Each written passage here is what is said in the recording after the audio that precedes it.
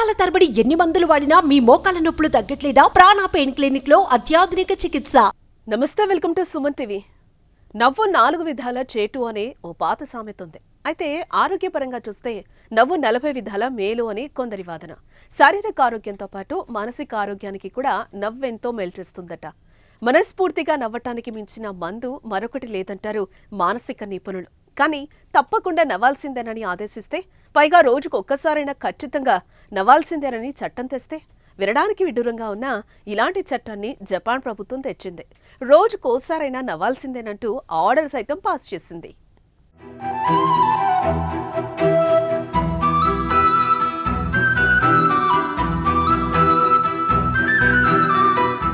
పలు సందర్భాల్లో లాఫింగ్ ఎక్సర్సైజులు చేయండి అంటూ చాలా మంది ఎక్స్పర్ట్స్ సలహాలు ఇస్తూ ఉంటారు. బలవంతంగా అయినా కాసేపు నవ్వుకోండి అని చెప్తున్నారు. ఈ విషయంలో జపాన్ ప్రభుత్వం ఓ అడుగు ముందుకేసింది. చచ్చినట్టు నవ్వాల్సిందే అని కొత్త రూల్ తీసుకొచ్చింది. ఆ దేశంలో ఇప్పుడు అదో చట్టం కూడా అయిపోయింది. పౌరులంతా రోజుకి కనీసం ఒక్కసారైనా ఖచ్చితంగా నవ్వి తీరాల్సిందే. అలా చేస్తే గుండెపోటు ముప్పు తగ్గిపోతుందట. అందుకే ఇలా కండిషన్ పెట్టిందన్నట్లు చెప్పుకొస్తుంది.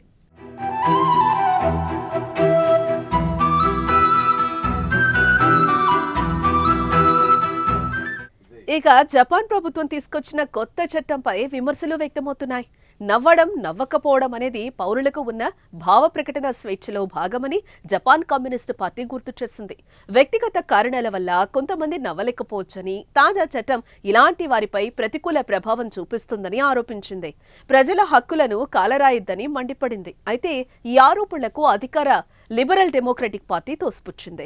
తాజా చట్టాన్ని ప్రజలపై బలవంతంగా రుద్దడం లేదని స్పష్టం చేసింది.